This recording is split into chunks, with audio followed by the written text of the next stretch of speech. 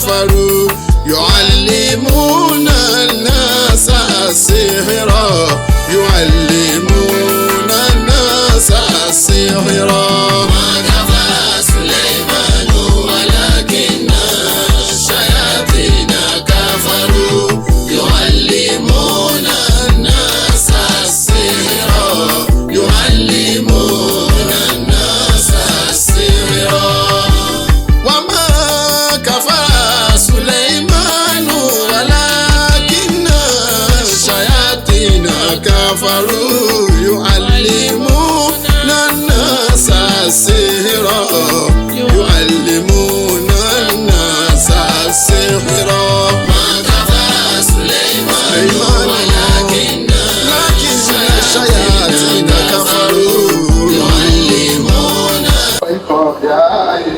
يا روح الحق يا كاشف عيائي يا روح الحق سلام عليكم رفيقكم مقرب أزكى على الهدى في كل حي يا مع الحي لا يخلق الواسفون قاسم صفاتهم سوي الثناء المعالي يا من يتحرك على المياه يا روح الله سبوح الجسر رب الملائكة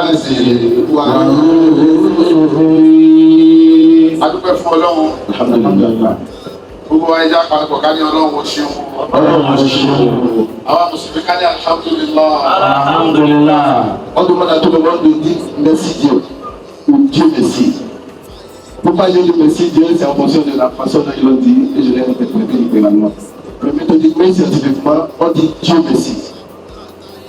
látara kíkí Ọlọ́run En guise de remerciement de Dieu, mo kí ọ̀gá wa àgbà àdúgbò Muhammad sọ́kọ̀. nous saluons notre chef qui est le prophète Mahomet. Selon la congrégation, je vous rappelle ça. mo kí ọ̀gá wa àdúgbò Suleiman. Nous saluons le patron qui est le prophète Salomon. mo kí gbogbo àwọn tí wọ́n jẹ́ ìpìlẹ̀ tí wọ́n ti wà lórí àlàyé tí wọ́n jẹ́ nǹkan. Nous saluons tous ceux qui étaient la base, la source même du savoir bien avant que nous soyons là.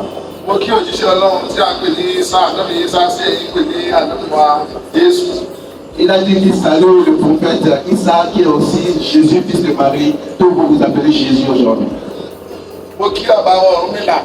Nous saluons le père de la géomancie qui est Orunmila àti gbogbo àwọn àgbààgbà tí wọ́n tẹ̀lé ìlú. et tous les vieux sages qui ont contribué à la base ou à la création de l'univers.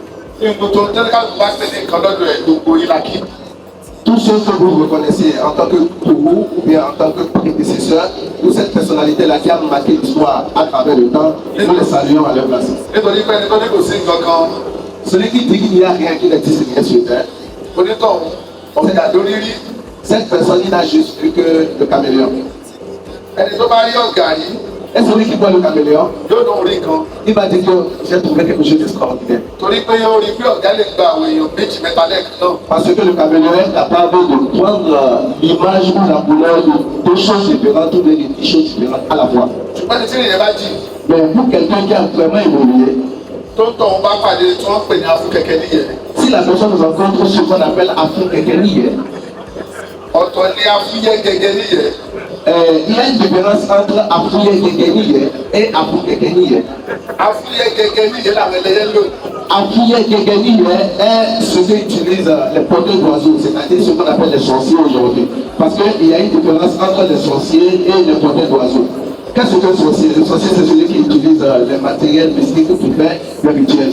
Alors, qu'est-ce qu'on appelle porteur d'oiseaux? C'est des personnes que vous ne pouvez pas voir, mais qui sont tellement puissantes et qui sont parmi nous sans qu'on ne les connaisse. afúnkẹ́kẹ́ níyẹn òun ni ẹyẹ tó dàbí adìyẹ tó sì lè gbàwọ̀ mẹ́wàá ẹ̀ẹ́dógún lẹ́ẹ̀kan náà. Afro Kekeniye est un oiseau qui est utilisé par les porteurs d'oiseaux, qui est capable de se métamorphoser en plusieurs dimensions à l'instant T.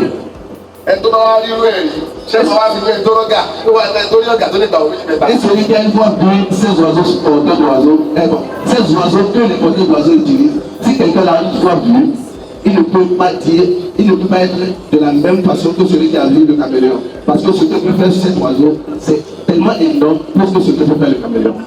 tó túmọ̀ sí pé ibi téèyàn bá rí ọmọ nìyẹn máa ń sọ̀rọ̀ mọ́. C'est la raison pour laquelle c'est en fonction de ta vision ou bien en fonction de l'étendue de ta vision que l'on parle du thème.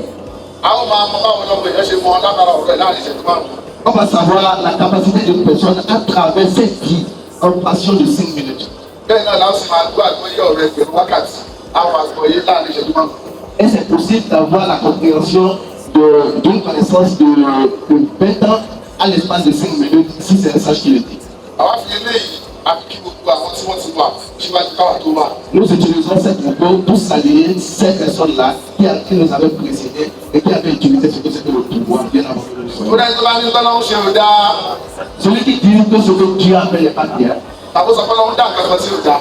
ou il dit que Dieu a créé quelque chose qui n'est pas bien, ẹ bá wa béèrè lọ́wọ́ onítọ̀hún wípé ṣé ìwà téèyàn bá wù kọ́ láwọn fi máa onítọ̀hún lórúkọ tí ó máa jẹ́ ni.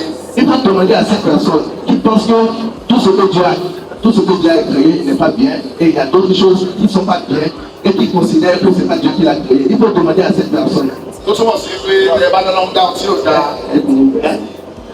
tá a bá sọ pé Ọlọ́run dá nǹkan tí ò dáa. Si nous disons que Dieu a créé quelque chose qui est mauvais, ó túmọ̀ sí wípé à ń sọ pé Ọlọ́run dá. ça veut dire que nous sommes en train de dire que Dieu n'est pas bon. nítorí pé iṣẹ́ láwọn máa fi gbèyàn lórúkọ. Parce que c'est à travers l'œuvre d'une personne que nous pouvons lui nommer. ọmọ á máa pe bàbá ẹ̀ ní bàbá. Le fils va appeler son père père. lóhun ni àti bàbá ìgbésí ayé ẹ̀. Parce que c'est lui qui patronne sa vie. ọmọ á máa pe ìyá rẹ̀ ní ìyá. L'enfant va appeler sa maman maman. nítorí pé ẹnìkan ṣe tó lè kọ̀yà fún ni ẹ. Appeler quelqu'un sa maman. C'est-à-dire quoi? C'est parce que c'est sa mère qui l'a mise au monde. C'est la raison pour laquelle il l'a reconnu en tant que maman. ọmọ á máa pe ọ̀gá rẹ̀ ní olùkọ́ tó lẹ́yìn tó lè fi ìmọ̀ yìí. Une personne va appeler son patron parce qu'il lui a partagé le savoir. wọ́n túmọ̀ sí pé kí ni o orúkọ táwọn máa pè yàn lórí iṣẹ́ tó ní sọ̀rọ̀. Cela veut dire que c'est en fonction de tes comportements ou de ce que tu fais ou de tes actes que nous allons te nommer. òun ni ìyàwó fi máa gbé ọkọ rẹ̀ ní ọkọ ó lè kọ ní tó dáa ó sì lè kọ́ lẹ̀. C'est la raison pour laquelle la femme va appeler son mari, tout simplement parce que c'est le mari qui a le pouvoir sur la femme. so nítorí bẹ́ẹ̀ En guise de ceci, a kì í gbogbo àwọn tí kì í tọ́ sí nous vous saluons tous et nous saluons tous ceux à qui la salutation revient, láì dẹ́ni kankan sí. sans exception de qui que ce soit. látara bẹ́ẹ̀ En guise de ceci, láti kí ìgbàgbọ́ oníkálukú wa nous avons déjà salué la connaissance de chacun. láti kí àgbọ́yé oníkálukú wa. Nous avons salué la compréhension de chacun. ìgbà àkọ́kọ́ lélẹ̀ táwọn wọ̀ ní wa C'est pour la première fois qu'ils sont en train de rentrer dans ce pays. nítorí bẹ́ẹ̀ En guise de ceci, mo kí pírẹsidẹ́ǹtì wa dé. on dit qu'il salue encore une fois le président de la République du Congo, M. Denis Sassou Nguesso.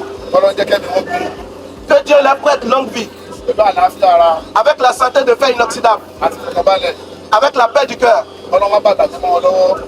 Que la nature ne leur tourne pas ce qu'ils sont en train de faire en vinaigre.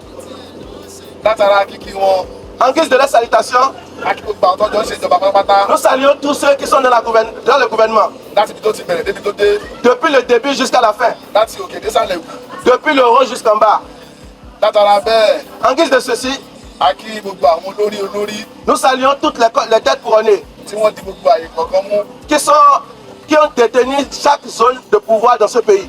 látòrí olórí mùsùlùmí tó tẹ̀sí tiwa Depuis l'éminence, le responsable de tous les musulmans de la zone, a kí wọn on les salue tous. gbogbo olórí pátápátá Tous les prédécesseurs ou tous les chefs, nous les saluons tous. látọ̀dọ̀ àwọn tá a ráyè yọjú sí Depuis ceux-là envers qui nous avons pu rendre visite àtàwọn tá a tún ráyè yọjú sí. et ceux à qui on n'a pas pu rendre visite. àbínú On n'est pas fâchés. àyè ni òsì òní òjá yọjú C'est le temps qui n'a pas permis. ẹ bá wa kí wọn o On les salue tous. ẹni àwọn akíkí aláàrífẹ́ ẹ̀kọ́ Nous ne sommes pas des impolis de savoir. gbogbo ibi tá a bá dé ìfẹ́ la máa ń lò bẹ́ẹ̀. Tout endroit que nous arrivons, nous partageons que la paix. ìfẹ́ yìí náà là ń pín ká Et c'est cet amour-là que nous sommes en train de partager partout. wípé mùsùlùmí Que le musulman, Kristẹni, le chrétien, oníṣẹ̀ṣe, l'anémiste. ẹ má jẹ́ ká gbọ́ra wa Ne soyons pas bêtes. látara wípé a máa bára wa jà. Tout simplement, chacun doit rester dans son clan. Ẹ jẹ́ á gbọ́ra wa yé, Soyons compréhensifs ká sì gbóhun tó ní káàkiri bá ń ṣe dáadáa. et de bien regarder ce que chacun fait. Ẹ jẹ́ á wá ìmọ̀ kún, Il faut chercher le savoir. tá a bá fi ìmọ̀ kún, Si on ajoute le savoir, a ní gbẹ̀tàn jẹ. on ne va pas se faire duper. Ẹ jẹ́ á jọ wo òótọ́ ọwọ́ ara wa, Il faut regarder ce que nous avons en main comme vérité. nítorí pé Parce que ikú pa wá pọ̀, la mort nous unit, ìyè pa wá pọ̀, la vie nous unit, òjò pa wá pọ̀, la pluie nous unit, òòrùn pa wá pọ̀, le soleil nous unit. gbogbo tó wà lórí ilẹ̀ alààyè ló pa wá pọ̀. Tout ce qui est avec nous sur cette terre nous unit. Tọ́lọ́ bá lè tó gbogbo tó wà lórí ilẹ̀ alààyè láti pa wá pọ̀. Si Dieu il a utilisé tout ce qu'il y a sur terre pour nous unir, Ta lẹni tí ó sọ pé tọ́lọ́hún ṣe ò dáa? qui peut nous désunir? Ọlọ́run nìkan Seul Dieu. ló lè yọ òkúta wẹ́rẹ́wẹ́rẹ́ láàrin èlùbọ́. Seul Dieu qui est capable d'enlever les petits grains qui se trouvent dans le foufou. So tó túmọ̀ sí pé Ce qui signifie que àwa kọ́ láàbọ̀ Ọlọ́run dájọ́, c'est pas à nous de juger à la place de Dieu. ṣùgbọ́n Ọlọ́run ní ó dájọ́ fúnra rẹ̀. C'est à Dieu de juger à sa place. Ṣùgbọ́n lópin ìgbà tájọ́ wà láàrin ara wa báyìí, Mais du moment où on est ensemble, gbogbo ẹ̀sìn àtàgbọ́ tó nǹkan lè gbé dání, tout savoir, toute compréhension, toute religion que nous aurons en main, a gbọ́dọ̀ máa bára wa jà. nous ne devons pas nous battre entre nous. A gbọ́dọ̀ jó lólùfẹ́ ìlú wa àtijọba wa ni. Nous devons être les bien-aimés de nos gouvernements. So nítorí bẹ́ẹ̀, En guise de ceci, mo kí gbogbo ẹ̀yin bàbá wa nous vous saluons tous, vous, nos pères, tí ẹ jẹ́ olórí ìyá yìí kọ̀ọ̀kan, qui êtes les chefs dans chaque zone et dans chaque pièce, látolórí ti Faransé ni o àti tilẹ̀ Yorùbá ni àti gbogbo èdè tó kù tó wà. de tout type de langue, d'ethnie et de zone. Ní gbogbo àyè lápapọ̀. De toutes les zones, nous les saluons tous. Mo wá kí ẹ̀yin bàbá wa Nous saluons vous, nos pères, tí ẹ jẹ́ àgbàlagbà, qui êtes des grands, ẹ wò wá lọ́mọdé. qui ne nous avaient pas regardés en tant qu'enfants. Ìran àgbà méjì ló wà. Il y a deux types de grands. Àgbà alákọ̀ọ́kọ́ Le premier type de grand, òun làgbà tí ò ní lẹ́yìn. c'est le grand qui n'aura pas la fin. Àgbà ẹlẹ́ẹ̀kejì Le second type de grand, òun ni àgbà tó já sí pé yóò lálẹ́. c'est ce grand-là qui est capable d'avoir une fin ou une progéniture. Ṣẹ́gẹ́sì méjì làwọn. Est-ce que vous avez compris? Nous avons deux types de grands. Àgbà tí ò ní Il y a le lẹ́yìn. premier grand. Il y a le premier grand. Ce grand-là, lui, n'est pas capable d'avoir une fin. Il n'aura pas une bonne fin. Parce qu'il n'a pas bien arrangé sa fin ou sa retraite. Le second type de grand, c'est ceux-là qui ont la fin ou bien une bonne retraite. Àgbà alákọ̀ọ́kọ́ Le premier type de grand, òun tó já sí pé yóò lẹ́yìn. qui auront la bonne fin, Òun làgbà tó fa ọmọ kéékèèké mọ́ra. c'est ces grands-là qui ont l'habitude de rassembler les jeunes autour de lui. Tó mójú ọ̀gbẹ̀rì máa wo. Qui a l'habitude d'enlever les jeunes de la profanité et de les ramener dans la sagesse. Àgbà ẹlẹ́ẹ̀kejì Le deuxième type de grand, àgbà tá a ní yóò lálẹ́ tí a ní pé kò ní ọ̀la. le deuxième type de grand, c'est ceux-là qui n'auront pas la fin. Qui sont ceux-là? Òun ni àgbà tó já sí pé kì í fẹ́ gbọ́, C'est ces grands-là qui n'ont pas l'habitude d'écouter. kì í fẹ́ gbà. Ils n'ont pas l'habitude d'accepter. Kódà tọ́mọ ẹ̀ bá sọ̀rọ̀ wájú ẹ̀ kò ní fẹ́ kọ́ mọ́ sọ̀rọ̀. Même si son propre enfant parle devant lui, il va rejeter les propos de son a ní enfant. gbogbo nǹkan lòun ti mọ̀ tán. Il va se dire qu'il connaît tout. Irú bẹ́ẹ̀ kò ní lẹ́yìn o. Ces gens de grands ne vont jamais avoir une bonne fin. Àwọn ọmọ á máa sọ ohun tó fẹ́ gbọ́ lójú ẹ̀. Les enfants vont souvent dire ce qu'ils veulent écouter devant lui. Wọ́n á lè máa ṣe tó wà ní wọn lẹ́yìn ẹ̀. Et ils vont faire ce qu'ils ont dans leur cœur à l'extérieur ou hors de lui. Irú bẹ́ẹ̀ kì í ṣàgbà tó dọ́gba. Ces gens de grands ne sont pas des vrais grands. Ẹ̀yin tẹ́ wá jágbá re, Et vous qui êtes de vrais grands, tẹ́ ẹ kó ọmọ kéékèèké mọ́ra. qui avez accepté que tout jeune soit autour de vous, Tá a bá wà nínú yín àmà tó kí yín ni. si on trouve des gens comme vous, on devait vous saluer. Á pàtàkì ìjókòó yín pẹ̀lú wa. Nous honorons votre assise auprès de nous aujourd'hui. Tó túmọ̀ sí pé bàbá dáadáa ni. Cela veut dire que vous êtes de bons pères. Ìfẹ́ tẹ́ ẹ ní sáwọn ọmọ yín nínú ilé lẹ fi hàn sí wa yìí. C'est l'amour que vous avez envers vos propres enfants à la maison que vous êtes en train de nous miroiter Ẹ comme fẹ́ ça. kí nǹkan tiwa ó bàjẹ́. Vous ne voulez pas que les nôtres soient gâtés. Gbogbo tọ́lọ́ ṣe fẹ́ iná kò ní bàjẹ́. Tout ce que vous avez aussi ne se gâtera jamais. Ẹni tó bá dágbàlagbà Toute personne qui est grand, tó bá ṣe dáadáa báyìí. qui fait du bien ainsi, Lójú ayé wọn làwọn ọmọ ti máa ń jẹ́ èèyàn. tout type de grand qui a l'habitude de faire du bien comme ça, tous les enfants vont réussir devant leurs yeux. Láì mọ̀ wá rí, Sans que vous ne nous connaissiez, láì mọ̀ ẹni tó ṣú wá, sans que vous ne connaissiez nos parents, ẹ sì gbà wá lálejò tó báyìí. vous avez accepté, vous êtes Ẹ sì arrivés. kọ́ wa ní tó báyìí. Vous nous avez respectés. Adé láti airport.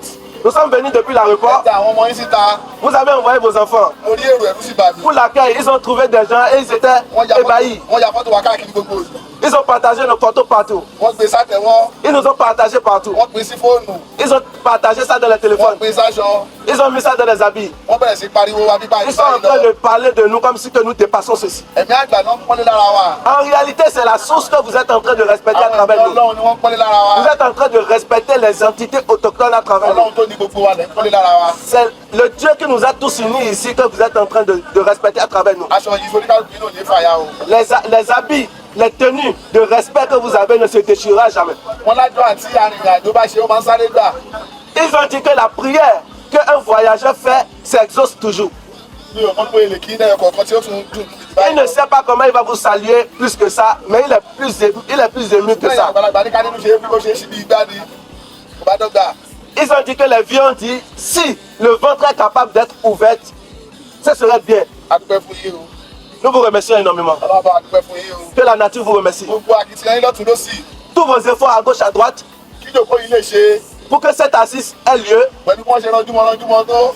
malgré que les gens ont fait tout pour que ça ne se Wọ́n ṣe réussisse fẹ̀ fún pas. wọn fẹ̀ fún wọn tó. Ils ont crié de gauche à droite. Wọ́n jókòó dé wà lọ́dọ̀ ìjọba. Ils nous ont attendus chez le Akẹ́kọ̀ọ́ gouvernement. làwa kì í ké kọ̀rọ̀. Nous sommes des parleurs de l'extérieur et non de l'intérieur. Gbogbo máwìí kì í ṣe wájú tiwa. Tous les propos qui ont l'habitude de dire ne dis pas, c'est pas chez nous. Ayé ni ó yà parẹ́ tí ó bá ṣẹlẹ̀ ní ó ṣẹlẹ̀ tó láwùjọ gbàgbó sí dání. C'est le monde qui va disparaître parce que nous allons toujours dire la vérité. À ń bèèrè kò sí nǹkan kan.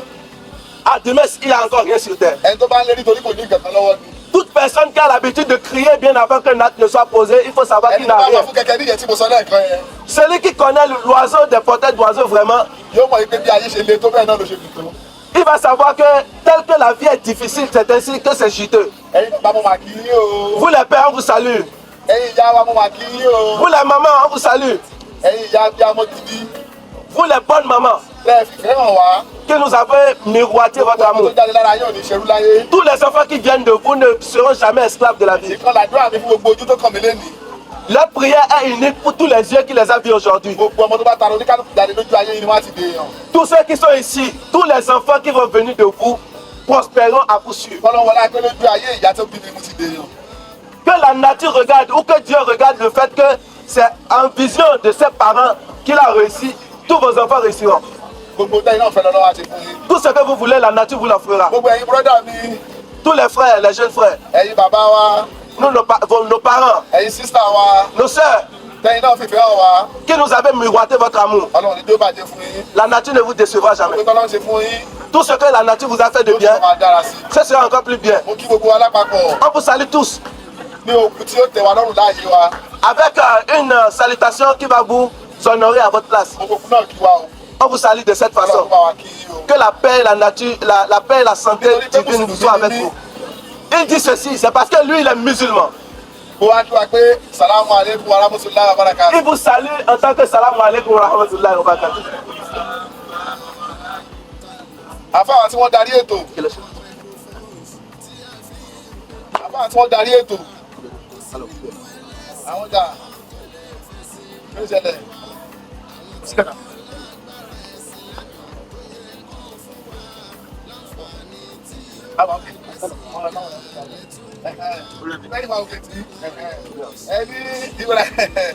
Ẹni lónìí akí àfáà tí wọ́n darí ètò.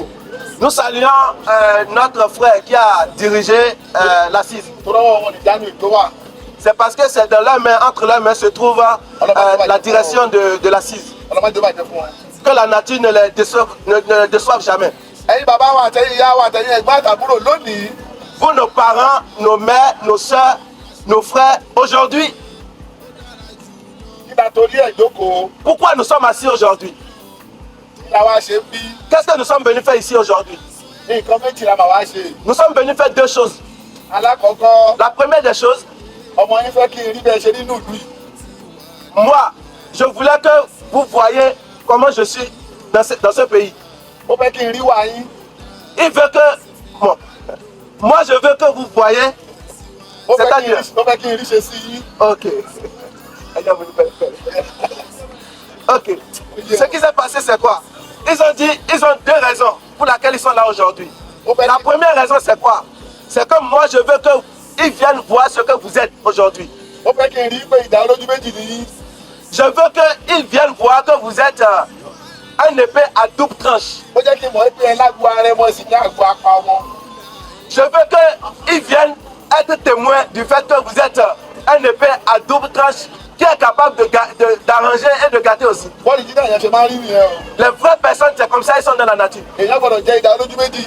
L'homme doit être à double visage. tí wọ́n bá kàn ẹ́ dáadáa wàá fi dáadáa kàn wọ́n. Si on t'opprime ou bien on te dérange de façon violente, il faut que toi-même tu sois violent. tọ́ bá wá kàn ẹ́ bí òṣèdọ́gba ìwọ náà wàá jẹ́ kó yín wọ́n pé kúkúrú yẹn ò gbà tó túra lẹ̀. Et si on t'amène la paix, tu vas leur présenter la paix aussi. ṣe rí àlejò tẹ́sí tí kọ́kọ́ gbà mí lọ́jọ́ alákọ̀ọ́kọ́. Déjà, l'accueil que vous les avez accordé le premier jour, ìṣe ló dàbí pé kí n bímọ síbi kí n máa gbé bí. il est plein de mettre des enfants au monde d'ici et de vivre ici. àlejò yìí pọ̀ jù. L'accueil était chaleureuse. ẹ tún gbé wa lọ sí hilton lọ́tẹ̀lì tó dáa jù nínú yìí. On les a ramenés encore au tout jumelle, l'hôtel le plus bien du Congo-Brazzaville. là ń jayé Et ils sont à l'aise, bí ọlọ́ba. comme un roi, àbí bí pé mo wà lẹ́kọ̀ọ́. comme si ils étaient chez eux. lóríṣiríṣi àwọn èèyàn bá wá tún pàdé wá pàwọn fẹ́ máa tún gbé pẹ̀lú ẹ bá gbé pẹ̀lú ẹ̀ dákun ẹ̀ jáde lé pé. Et beaucoup de personnes voulaient aussi rester avec eux là-bas. mi ò sanra tó yìí kí n tó débi o. Ils ont dit qu'ils n'étaient pas gros ainsi avant qu'ils ne soient là. níṣẹ́ ni mo ń dáyẹ̀tì o. Ce qu'ils sont en train de manger au Congo, ça les a engraissés. ọ̀rọ̀ padà kí ló dé. Ils ne veulent plus grossir que ça. mo dúpẹ́ fún yín o. Ils vous remercient énormément. wàláì mo mọ̀ ọ́ lóore. Il dit qu'il est reconnaissant envers vous. ọlọ́run ní bàkan yín jẹ́. Que la nature ne vous déçoive pas. níta tún torí ẹ̀jókòó ẹlẹ́ẹ̀kejì. La deuxième raison pour laquelle nous sommes là, òun ni pé kí la gbé dání. c'est pour vous interpréter ce que nous avons en main. ká fi hàn àwọn tó ń kẹ́kọ̀ọ́ wa. Qu'est-ce que nous avons en main pour expliquer à ceux qui sont en train d'apprendre le savoir chez nous àtàwọn tó bá fẹ́ràn wa. et à ceux qui nous aiment. tó bá ti wọn mú. Si ça va avec vous, wọ́n lè tẹ̀síwájú pẹ̀lú wa. pour que vous évoluiez avec nous. tí ò bá ti wọn mú. Si ça ne vous va pas, wọ́n fi wálẹ̀ sórí ọwọ́ wa. pour que vous puissiez nous laisser à notre place. àwọ̀rẹ́ àwọ̀tà. Nous ne voulons pas d'amis, nous ne voulons pas d'ennemis. èyí téèyàn bá kojú ẹ̀sìn wa làwọn máa ń báyàn ṣe. C'est la façon dont vous vivez avec nous que nous sommes avec vous. béèyàn bá ní ogun lòun mọ̀ ọjà àwa náà láìka ogun. Si quelqu'un dit que c'est la guerre, lui sait faire le plus, nous sommes des guerriers. àwa kì í sì kéénu kọ̀rọ̀. Et nous ne parlons pas en privé. béèyàn bá sọ pé ìfẹ́ lòun fẹ́. Et si quelqu'un nous piroite de l'amour, a fi fẹ́ pátí òmíràn ti kàn mí. nous allons lui jaillir la pluie de l'amour sur lui. nítorí pé a máa ń láìkì ìfẹ́ púpọ̀ ju Parce que ogun lọ. nous aimons beaucoup ce qu'on appelle l'aimabilité. ju ogun lọ àfẹ́ràn ìfẹ́. Que la guerre. Nous aimons la guerre et l'amour que la guerre. olólùfẹ́ ni wá púpọ̀. Nous sommes des amoureux. ọlọ́run ní bá fẹ́ àárín wa jẹ́ o. L'amour qu'il y a entre nous, ça ne se divisera jamais. kí la gbé dání. Qu'est-ce que nous avons en main? kò sẹ́ni tó lè ṣàlàyé ẹ̀ fún yín àfàwà fún ara wa. Personne ne peut vous expliquer ce que nous sommes en réalité que nous-mêmes. ṣé rí gbogbo ìròyìn tí wọ́n ti sọ fún wa nípa ní wọ́n ti sọ fún yín nípa wa.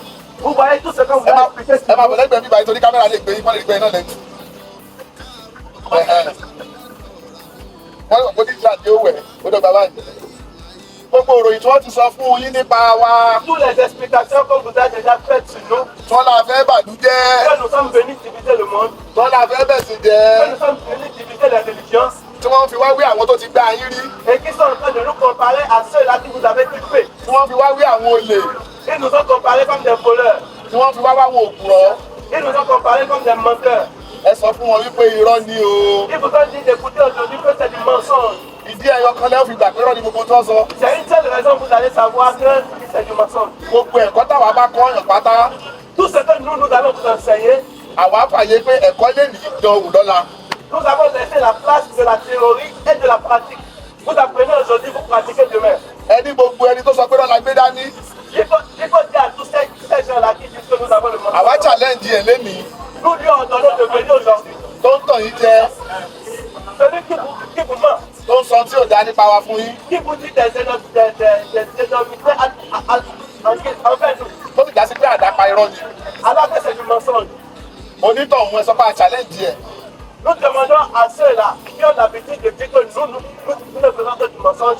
Nous lui disons, àtọmọ bẹ̀nẹ̀ tó ń pariwo wá káàkiri. et tous les enfants du Bénin qui sont en train de nous saboter, tó la fẹ́ bàlú yín jẹ́. qui dit que nous sommes venus diviser le pays, tó ní kẹ́ ẹ lé wa padà ṣùgbọ́n tẹ́yìn ṣe èèyàn burúkú. qui vous dit de nous chasser du pays, tó ní kẹ́ ẹ má gbà wá láyè. et qui vous demande de ne pas nous accueillir, ẹni àti gbogbo orú ẹlòmíì náà bẹ́ẹ̀. et beaucoup d'autres personnes qui sont contre tí nous, wọ́n lọ́kàn tí ò dáa. qui ont de mauvaises intentions. ẹni àwa challenge wọn. Il faut leur dire que nous les mettons en défi, wípé kíjọba pé gbogbo wa papọ̀. que le gouvernement nous appelle ensemble, kí wọ́n fún wa l'assignment mẹ́ta. que nous donne 3 exercices, ẹni assignment tó bá ti wù wọ́n. n'importe quel exercice, 3 exercices. wọ́n wá ní kọ́líkà ìbùdó ti ewu. Et que nous demandons à ce que, kíjọba lè mú lóòótọ́ kíjọba lè mú nírọ́. c'est-à-dire le gouvernement gouvernement nous va nous rassembler ensemble. ìjọba nìkan ló lè dájọ́ òótọ́ àti rọ́nu Seul wa. le gouvernement peut nous trancher. Ceux qui sont en train de dire que nous sommes en train de mentir ní gbogbo ọ̀nà làwa fẹ́ o. par rapport à ce que nous sommes en train ní de faire. mẹ́díkà ni, Peu importe le côté, que ce soit dans le domaine de la ní santé, tẹkinọ́lọ́jì ni, dans le domaine de la technologie, ní spiritual ni, dans le domaine de la spiritualité, ní àárẹ̀ ni. dans le domaine de du malaise. àwọn èso onídán o. Nous ne faisons pas la magie. ká ló nídán ni wọ́n á ṣe padà fún yín bí. Si c'est que nous sommes magiciens, nous allons déjà pratiquer de la magie. a kò é ṣe bá àmọ̀ ẹ̀mí tó wà nídìí iná. Ce n'est pas parce qu'on ne connaît pas la magie, ṣùgbọ́n a kì í ṣe onídán. mais nous ne sommes pas des magiciens. ní tá a gbé dání, Ce que nous avons en main, òun ni ẹ̀kọ́, c'est le savoir, òun ni ìmọ̀ la connaissance, tó já sí pé yóò fi ìpìlẹ̀ ohun gbogbo tó wà lórí ilẹ̀ alààyè hàn qui yàn. va nous démontrer ce que c'est que la base de toute chose dans le monde. kí ni ìdí tá a fi pé ẹjẹ́ kọ́kọ́ parí ọ̀rọ̀ yẹn náà. ìpè kóńtàn wa ṣe challenge pẹ̀lú wa ẹ On parí nous ẹ̀. demande aujourd'hui que s'il y a une personne qui vous dit que nous sommes des menteurs, s'il y a une personne qui nous dit ce que nous avons en main, ce n'est pas vrai. Nous demandons à ce que vous demandez au gouvernement de votre pays de nous appeler et d'appeler ceux qui disent que nous sommes en train de mentir. Et de nous relever 3 défis. Et de nous demander de surmonter ces défis-là. En yeux de tout le monde. Et il y aura des signatures. bá a bá lọ àlọ́tọ́ o àlọ́mọ ń bí o. Et que si nous sommes partis, même si on finit la conférence, ceux qui sont partis, ils ne sont pas partis parce qu'ils ont laissé le point. àmọ́ À tout moment, les défis peuvent nous donner. sọ̀rọ̀ nítorí bẹ́ẹ̀ En guise de ceci, ìdí tẹ́ fi rí pé tá a wí yìí òun lòótọ́. la raison pour laquelle vous allez savoir que ce qu'on a dit là, c'est la vérité. gẹ́gẹ́ bíi pé mo jẹ́ mùsùlùmí èmi kì í sọ̀rọ̀ kí n má kéwú ẹ má bínú o. Comme lui, il est musulman, il dit que lui ne parle pas sans réciter le Coran. àwọn bíbí láì náà ṣe tọ́nà ọdún bísí lára mọ́ mi rọ̀bì. Nous cherchons refuge auprès d'Allah. ọlọ́run sọ fún ànábọ̀ Muhammad nínú Al-Qur'an sallallahu alaihi Il y a le wasallam. prophète Mahomet. ó ní nájú àbùná àná wá àbùná àkún wá nìsá àná wá nìsá àkún fún mọ̀nàbtẹ́hì fànájà làánátà láì alàlùkáàzìbì. ó ní ẹ̀pẹ̀ ìyàwó yín wá ẹ̀pọ̀ ọmọ yín ẹ̀pẹ̀ bí yín ẹ̀pára yín. Appelez tous les gens autour de vous, les maris, les femmes, les frères, les grands frères, les oncles, les tantes, il faut les réunir tous. káwa náà gbé gbogbo ẹ̀ lọ́dọ̀ tiwa. Et nous aussi, nous allons appeler les nôtres aussi. kí gbogbo wa jọ wá gbé wàá Que nous tous, nous essayons de faire ce qu'on appelle wípé ẹni tí ò bá ṣọ̀rí jìnnà nù wa kí ni kó tọ̀ wọ́n parẹ́. ẹ fẹ́ ṣàlàyé ẹ̀ bóyá. il dit ceci, que le prophète Mahomet a aussi dit ça. Que si vous constatez qu'il y a de bruit à gauche, à droite, la meilleure façon de faire c'est quoi? C'est de réunir les deux clans qui se battent et de les mettre au défi d'une chose. Ça, ce n'est pas de foutre dans l'ordre public. Mais plutôt, c'est une manière de révéler la vérité. Qu'ils n'ont qu'à les réunir ensemble et que ceux qui sont faux parmi eux n'ont qu'à se faire voir. nítorí bẹ́ẹ̀ En guise de ceci, èyí tó ń tó didi ọ̀rọ̀ c'était la vraie parole. òun ní pé àwọn ànábì ọlọ́run tí wọ́n wá pátápátá C'est que tous ceux qu'on appelle aujourd'hui des prophètes de Dieu, àti gbogbo òjíṣẹ́ ọlọ́run tó wá sórí ilẹ̀ pátápátá avec tous les hommes de Dieu, àti gbogbo alágbára tó wá sórí ilẹ̀ avec tous pátápátá les hommes spirituels qui sont venus sur terre, ẹ jọ kí la fi ń gbà wọ́n gbọ́ o. avec quoi on les reconnaît? sin is believing sin ìlú tí wọ́n bá ṣe báyìí tá a bá rí la gbàgbọ́. C'est à travers les preuves qu'ils ont en main qu'on les reconnaît. sórí gbogbo tó bá ti ń ròyìn fún ẹ Tout un mois où on vous raconte des choses, tó wá ní ẹ̀dán òfin tó wá ní báwo lè ṣe sùúrù à qui tu demandes pratiquez-moi et ne peut pas pratiquer, wọ́n fẹ́ mú ẹlẹ́rú ni o. ils veulent te prendre pour un esclave. Hein. anabi Ibrahim aleyhi salam Le prophète Abraham, ó ní ọlọ́run o il a dit Dieu, olóòjò kù dìde tu as dit que tu peux ressusciter un mort. légungun tó ti jẹrà nù sàárè De l'os et de la chair qui est déjà pourrie dans la tombe, tu as dit que tu peux ressusciter ça. ẹ jọ ẹ má bínú sábà ló ṣe pọ́ sí.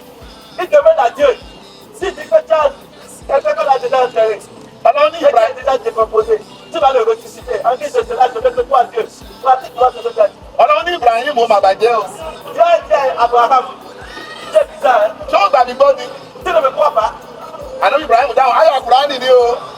Ça, c'est un verset coranique. Hein?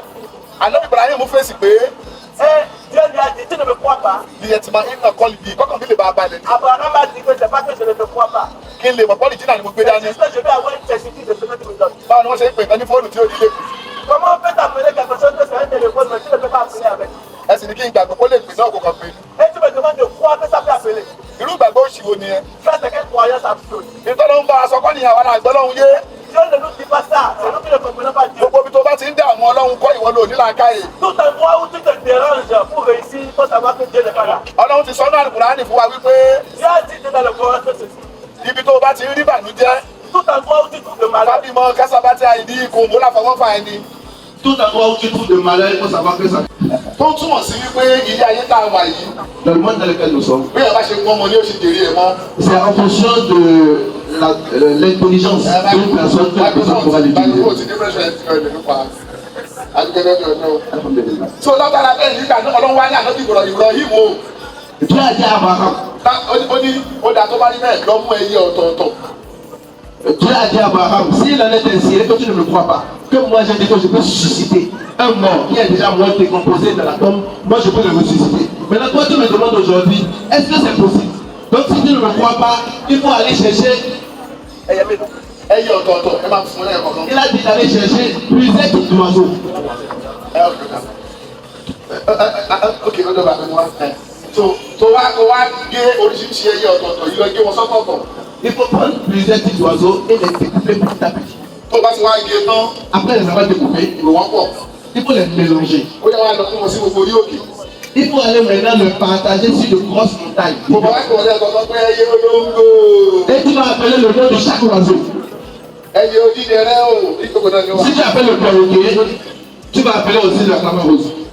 àná Ibrahim bá ṣe bẹ́ẹ̀ Ọlọ́run ní tó bá pè wọ́n sì máa dáhùn lẹ́ẹ̀kan náà. Abraham a fait et il a découpé tous les oiseaux. Après les avoir découpés, il les a partagés sur plusieurs montagnes différentes. Et après cela, il les a appelés leur nom. À chaque fois qu'il appelle le nom de l'oiseau se rassemble et s'envole.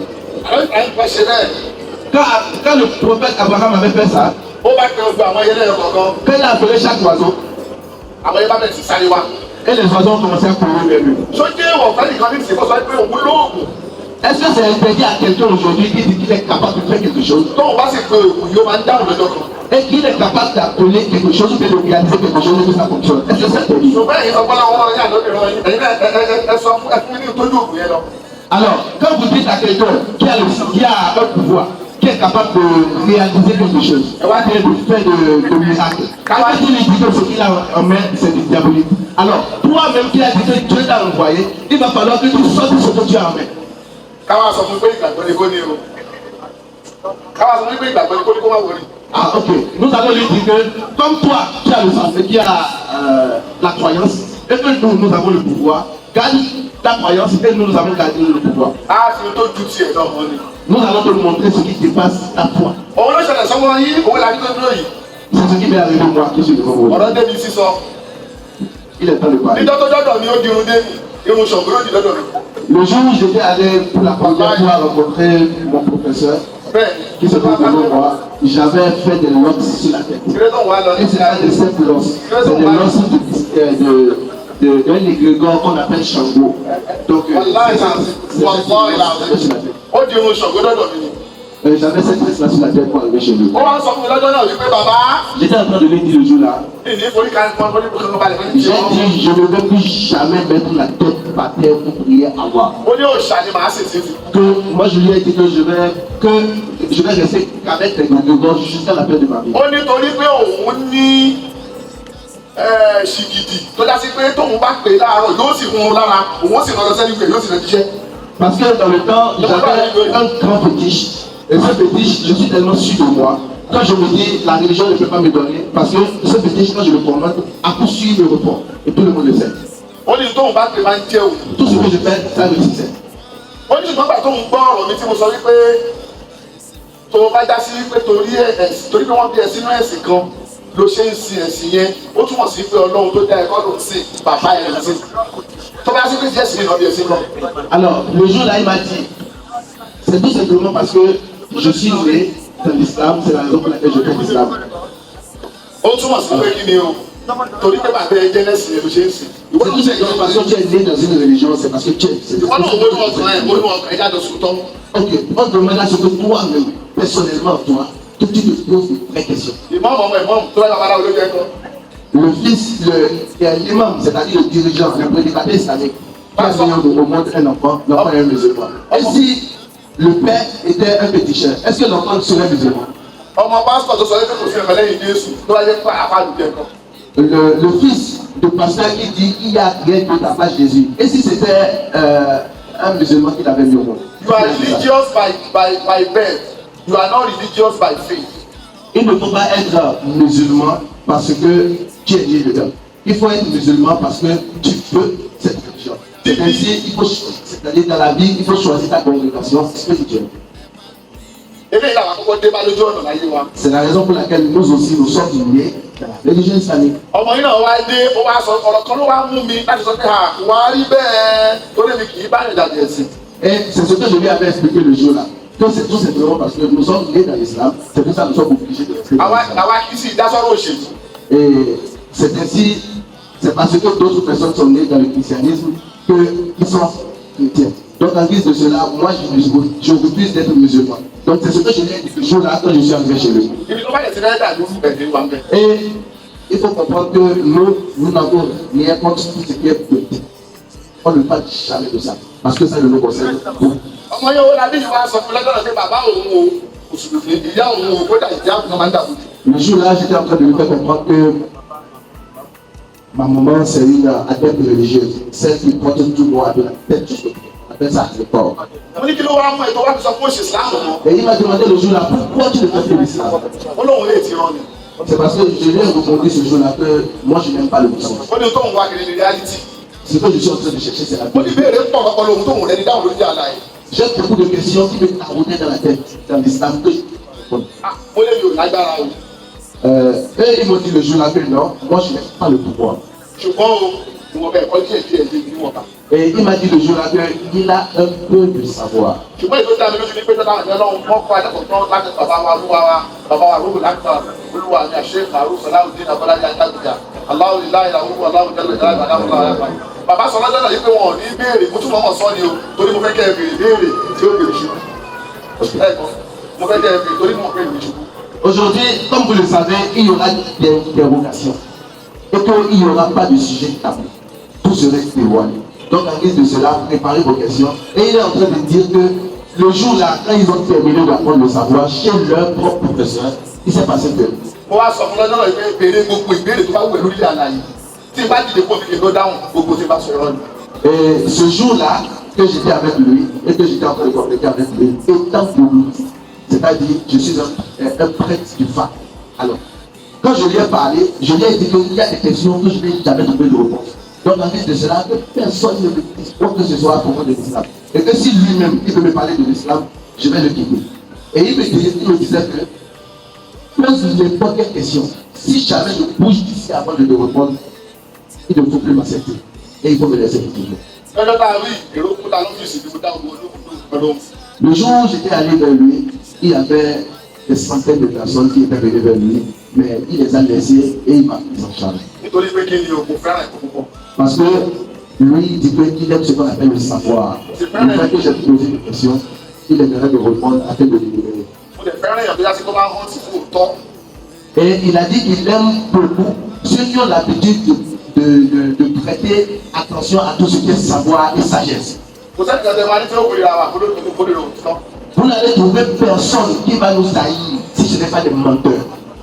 Lọ́jọ́ náà wá bẹ̀rẹ̀ sí béèrè. Et le jour là, j'ai commencé à lui poser des questions.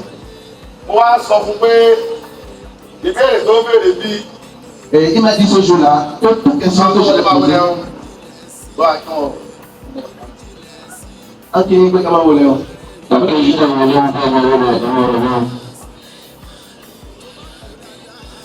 Mo wá ní gbogbo ìbéèrè tó bá ń béèrè. Et il m'a dit que tout ça, toute question que je vais poser ici, Wò ó dáadáa o. il faut bien vérifier ça. Èmi ò kí ń fẹ́ béèrè àmọ̀. Je n'aime pas les questions à moitié. Mi ò ní fẹ́ dáhùn má wọrí kò lè yé irọ́ ló wà díẹ̀ kò tó tó lè Et yé. quand quelqu'un commence à poser des questions et dit qu'il ne sait pas comment l'expliquer, c'est parce qu'il fait l'hypocrisie. Ìbéèrè kan làwa kì í dáhùn. Il y a une seule question auquel nous, on ne répond pas. Ìbéèrè tó bá ní pé yóò tajú àgbọ́yé àdúgbò àdéhùn nìkan. C'est les questions qui ont rapport avec la croyance de quelqu'un. À ní dáhùn ni kò ṣe bá mọ̀. On n'aime pas répondre à ça, tout simplement parce qu'on ne peut pas causer de dégâts. Si on ne sait pas qu'on ne sait pas. Lábẹ́ bẹ́ẹ̀ náà wà ní wípé a ti fẹ́ pàtàn torí ta bá pa ìtàn gbogbo alápá wa tó lórí ìdàlá yìí. Aussi, ils n'aiment pas faire ce qu'on appelle l'histoire. Parce que si on commence à raconter les histoires, nous allons tous nous entretenir. Nígbà tá a bá sọ fún ẹ wípé ilé ayé tá a wà ń bẹ̀ yìí o ó ti bẹ̀rẹ̀ more than 1 billion years. Et si on te disait que le monde dans lequel nous vivons, ça existait depuis des milliards d'années. Gbogbo ìtàn tá a sì nílẹ̀ pátápátá kò sí ìtàn tó wọ 20,000 years kò sí ìtàn náà. Alors qu'il n'y a pas une histoire que nous avons aujourd'hui qui dépasse 1 000 ans. Àwọn èèyàn máa kó manuscript wa jáde. C'est en guise de cela, nous allons sortir maintenant nos archives pour vous démontrer par A plus B que le monde existait il y a de cela des milliards d'années. Ẹ dákun ẹjọ́ ta ló máa ṣe díẹ̀ tí ò ní rùn. Alors, aujourd'hui, si on commence à détailler des choses, vous allez commencer à remettre en cause beaucoup de choses. Tout simplement parce que si on nous dit aujourd'hui qu'on est en 2025, et que nous on dit aujourd'hui que nous sommes dans des années de milliards, et qu'on va commencer à parler, qu'est-ce qui va se passer? Il y aura ce qu'on appelle le monde. Ṣé wàá rọmọ yín tí mo ń sọ̀rọ̀ ẹ̀ lọ́wọ́ yìí o? Et moi qui suis en train de parler de moi tout à l'heure, Mi ò ẹ́fà sọ fún mi pé wá gbà sáàmù yìí. ils ne m'ont jamais dit de venir accepter l'islam. Èmi ò sọ fún mi pé wá gbà sáàmù. Parce que à quelqu'un vient rentrer dans ma religion. Ọ̀pọ̀lọpọ̀ more than 3,000 people tí wọ́n ti di mùsùlùmí lákàrà tẹ̀. Mais il y a plus de 3000 personnes qui ont embrassé la religion islamique. Ẹjọ́ tó lọ́lọ́ bá lọ́ọ́ ṣe di mùsùlùmí. Comment est-ce qu'ils deviennent des musulmans? Wàláhì Nazim ìgbà tó ń sọ. Wọ́n ní àwọn pé wà ní dáa báyìí. Ils disent simplement que c'est à travers des comportements dans certaines la religion. Àṣírí pé kò tẹ́ ẹgbẹ́ dání kì í ṣe rán. Et que nous avons compris que ce que tu vous partages comme savoir n'est pas du mensonge, c'est du vérifiable. Ṣé táwa nígbà fún yín? Et pourquoi ne pas accepter ce que tu as apporté? Ẹni kí owó la bí búra mo fi Ọlọ́run tó ní ẹ̀mí mi mo fi ṣẹlẹ̀ èmi kọ́ mo ní kó tún kẹ́ fún kẹ́mi sọ. Je vous dis aujourd'hui que je jure devant tous, et devant les entités ou vos moyens que vous avez, que c'est pas à lui, c'est pas lui qui m'a demandé d'arrêter ce que je faisais. Ẹ̀kọ́ ló gbọdọ̀ C'est à travers le savoir que j'ai reçu de lui, que j'ai jugé pour attraper ce qui est de lui et faire ce qui est de lui. wọ́n mú ọmọ kan wá sọ́dọ̀ mi ọmọ náà mú gbó. Ils ont amené un enfant chez eux et cet enfant-là est en train de fumer de la Tó peur. bá jẹ́ iná wá sọ́dọ̀ ìfẹ́ máa ṣe. Et si c'était chez vous, on vous a apporté cet enfant, qu'est-ce que vous allez lui faire? Ẹ fò kò gbà kó lórí àsìkò. Vous allez prendre des rituels, des fétiches pour lui retirer le fait qu'il est accro à la drogue. Tó bá mú ìyàwó àbá àgbo mọtí. Si on nous apporte quelqu'un qui est en train de boire Kò wá ní láìsí mọ́ ọtí ẹ ti bá gbogbo sí ayé. et qu'il n'a plus de vie et qu'il est devenu sous-là, Bọ́ọ̀lù la ṣe máa gbà lọ́wọ́ ẹ̀. comment on peut lui retirer ça? Ṣé ẹ mọ̀ yìí pé kò sí ìyàtọ̀ láàárín ẹni tẹ́ fògùn gba ohun tó ń ṣe lọ́wọ́ ẹ̀ àti ẹni tẹ́ fògùn fà wá ní láti lóyìnbó. Est-ce que vous ne savez pas qu'il y a aucune différence entre quelqu'un que vous avez pris des rituels pour lui retirer la paix, c'est-à-dire le fait qu'il soit accro, soit à la drogue, soit à l'alcool? Il n'y a aucune différence entre ces deux-là. Et celui qui était à l'extérieur des rituels pour le ramener à la maison. Ẹ ti pa kádà rẹ̀ dàpọ̀ ní Vous avez ìlú déjà láyé. changé son destin et il ne deviendra plus personne sur terre. Ẹ mú mẹ́wàá wá rí nínú èèyàn tó yá sí kán ṣe wẹ̀ fún tó fi dẹ́nu. Amenez-nous 10 personnes qui étaient accros à la drogue ou à la cigarette ou à l'alcool et que vous avez pris des rituels pour retirer ça de lui et que vous avez trouvé que cette personne est encore bien dans la tête. Ilé ìtọ́jú ló ń kó àwọn ẹgbẹ́ káwọn Mais fẹ́rẹ́ sí wa. qu'est-ce que la nature ou bien les entités autochtones nous ont enseigné à travers ce truc? Ẹ fi kọ́kọ́ lọ́kọ́ wa mùsùlùmí wá mùsùlùmí tó lè bínú ẹ̀já fún Vu qu'il y a beaucoup de musulmans ici, ne vous inquiétez pas et ne vous fâchez pas. Il va à chaque fois faire référence au Coran pour pouvoir mieux expliquer les choses. Ọlọ́run ní dídán ìlà ṣẹ̀dí rẹ̀ wọ́n gbé ìkùmọ̀ wọ̀lùmọ́ ìdọ̀tí hasan. Ọlọ́run ní máa pèpè sójú ọ̀nà Ọlọ́run pẹ̀lú wisdom àti wáàsí tó dáa. Et que tu sois pasteur, imam, devin, linguiste, analyste, pour pouvoir appeler quelqu'un dans ce que tu fais, c'est avec les bons comportements et dans la violence. Tó bá fẹ́ báwọn jiyàn, má báwọn fa wàhálà, báwọn jiyàn pẹ̀lú làákàyè tó dọ́gba. Et s'il va falloir que vous soyez dans une discussion, il ne faut pas trop t'impliquer dedans pour vouloir leur faire comprendre que ce que je fais, c'est la meilleure. Tout simplement parce que celui qui a 6 et 9, nous avons 6 et 9. Et que c'est entre nous. L'autre de l'autre côté, c'est en train de trouver 9. Et celui-ci qui est en train de trouver 6. Nous les deux, nous avons raison. Owó la fi Mais lẹ̀ c'est wé. notre position qui fait en sorte que nous voyons des choses différentes. Owó la fi lẹ̀ wé. Moi qui suis devant vous. Wàláhì làásì kìí jẹun yọ. Il a dit qu'il jure que je Ẹ tún lélẹ̀ tí gbogbo wọn gbọ̀ tí wọ́n lẹ̀ ti. il a juré que je ne suis pas facile Wàláhì làásì. et que je suis têtu Kò tún wá rìn dè. et que je ne suis pas bête aussi. Tí ẹni tó bá ní làákàyè tó dẹ̀rìn káàkiri ayé tó wà nǹkan tó bá lè yàn lè wá oògùn lódò yìí. Et si on dit que quelqu'un va faire des recherches vraiment de Ẹ tún. c'est moi qui suis devant vous. ìgbìyànjú yẹn ṣe pọ̀ jù. Et les efforts que je fournissais pour chercher le savoir, c'était trop. wọ́n á sọ fún mi it's not by stress. Il m'a dit aujourd'hui, il m'a dit le jour là que c'est pas avec des efforts comme ça qu'il faut chercher la vérité. it's by àánú Ọlọ́run. C'est juste la grâce divine qui fait en sorte que l'on rencontre ce qu'on appelle le mo ní pouvoir. gbogbo agbára tó ní yìí. Et il m'avait dit le jour là que tout ce que tu as comme puissance que je vois déjà, ẹnìkan kan pè é lójijì lórí fóònù. et quelqu'un t'appelle brusquement dans le téléphone, onítọ̀hún sì rèé ó gbà ẹ́ gbọ́. et la personne croit vraiment en toi. o ò sì tí ì ṣe ẹ̀rọ mágùn. Et tu ne lui as jamais fait un anti-blindage. C'est quoi un anti-blindage? C'est-à-dire quoi? Il y a des puissances qui ont l'habitude de sécuriser leurs femmes. Et donc quand tu vas toucher la femme de puissance, tu peux être en train de boire de l'eau jusqu'à mourir. Et tu peux avoir l'organisme, tu peux avoir tout problème qui existe. Maintenant, tu ne lui as jamais fait la protection contre ce genre de choses et il t'appelle subitement. onítọ̀hún wá wà ní Amẹ́ríkà ló wà ní Congo. Et la personne est aux États-Unis, mais toi tu es au Congo ici. Et il sait que tu es spiritualiste. Et il t'appelle. ó bá pè lórí fóònù. Et il t'appelle au téléphone et commence à parler comme un code. kúkúrú yẹn ti yé yìí. Et ce qu'on là, il faut comprendre ça. C'est le rituel qui fait en sorte que quand tu vas toucher la femme d'un puissant, tu commences à crier comme un coq. mo alágbára ayé mi lẹ́ ṣe sí. Et il te prend au téléphone et il lance le téléphone en même temps. Et tu entends coucou. Qu'est-ce que tu fais là? C'est cette question-là qu'il m'a posée ce jour. mo ní ẹ̀kọ́ ẹ̀ gbọ́dọ̀ débi kó kọ́kọ́ bọ gbogbo ohun mo nífẹ̀ẹ́. Et il m'a dit que le savoir que je dois chercher doit me donner la capacité de connaître les paroles vibratoires de base. tó yá sí pé tó bá ti fi tí ẹ̀ gbọ́ lẹ́sẹ̀kẹsẹ̀ kí ni ó sì máa Et que ces paroles vibratoires de base, s'il écoute ça à l'instant T, ce qu'il a comme problème doit se stopper. mo lóhun onífẹ̀ẹ́ yẹn kò sí òní o. Et bẹ́ẹ̀ ni cette parole de puissance, il y a l'expression du trône qui fait partie. mo lóhun onífẹ̀ẹ́ tó ní ìdìbò sí ìdìbò ṣùgbọ́n létò. Mais il existe une manière de l'utiliser, et non pas de la façon dont tu trouves ça dans le ìwọ cours. ni bẹ́ẹ̀ mo fẹ́ gbẹ̀rẹ̀ aláìláìláìláìwà láìpẹ̀lú láti kó tó dé láta oṣù sínú ọ̀tún ìwọ ti sàlọ́tà. Et il dit que même si tu écoutes ça, et puis tu commences à citer les paroles, jẹ́ kí wọ́n máa bẹ̀rẹ̀ ẹjọ́ máa ṣẹlẹ̀ yàrá yìí tó gbọ́.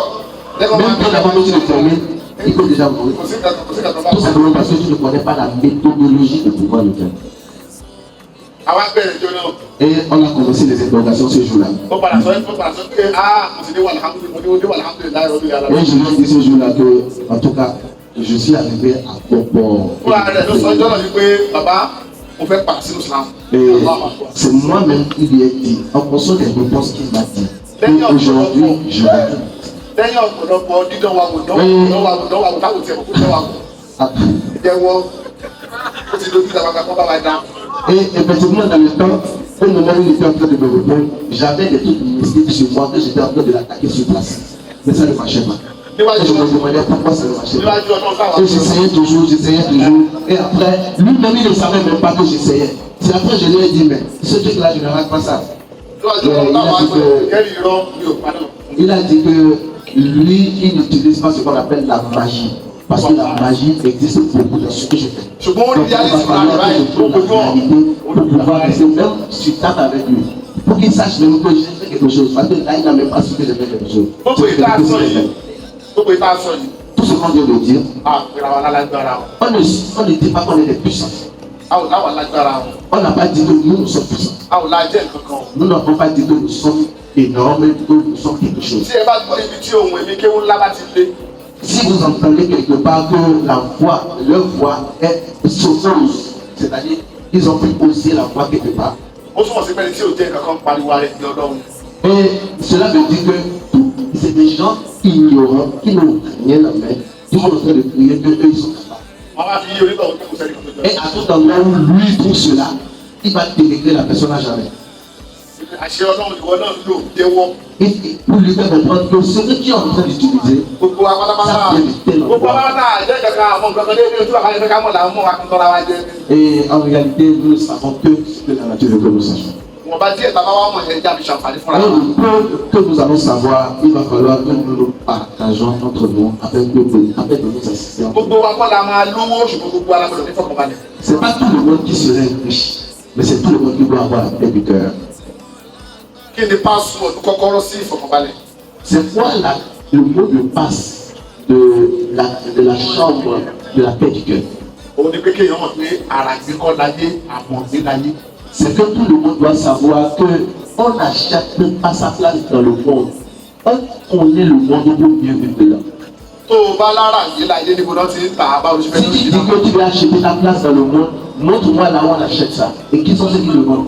nítorí ẹbí lọ́nà ìdílé àmọ̀jà tó bá tà fún ẹ̀ bíà lọ́rùn. Et comment tu peux reconnaître le vrai du faux quand tu dis que tu t'en vas acheter? kò sí duplicate tó lè fi wọ́n kò sí ní kíláàsì. Il n'y a pas une machine que tu as en main qui te permettra de connaître le faux du vrai. the only thing tó lè mú ẹ láti fi mọ̀ pé eléyìí òun lórí bẹ́ẹ̀. La seule chose qui est capable de t'assister pour pouvoir te montrer le faux du vrai, òun ni kò mú ilé ayé pé kò dẹ́kun nípa fún ṣe. c'est d'avoir ce qu'on appelle la sagesse. nígbà yẹn ni wàá wá dọ́lọ́hún ẹ mọ̀. Et c'est en ce moment que tu reconnaîtras que tu as ton propre Dieu. òun lè kọ́ wá fi dúró sórí wípé o gbọ́dọ̀ mọ ẹ̀mí wo ló wà nídìí omi ẹ̀mí wo ló wà nídìí. C'est la raison pour laquelle notre savoir se base sur le fait que tu dois connaître toutes les entités qui existent. Les entités qui sont à la place de l'eau. bàbá Les entités qui sont à la place de l'eau. Les entités qui sont à la place de l'air. eléegun ni wọ́n wá kí ló fẹ́ di ìjọba ní. Ils ont dit qu'il y a un de leurs amis animistes qui était venu leur rendre visite dans leur propre tête. ọ̀rọ̀ wá débi ọ̀rọ̀. Et ils étaient dans la conversation. àwa sọ̀rọ̀ débi wípé aṣọ láyé rí tayé kú àìnú ilé lè kú pé.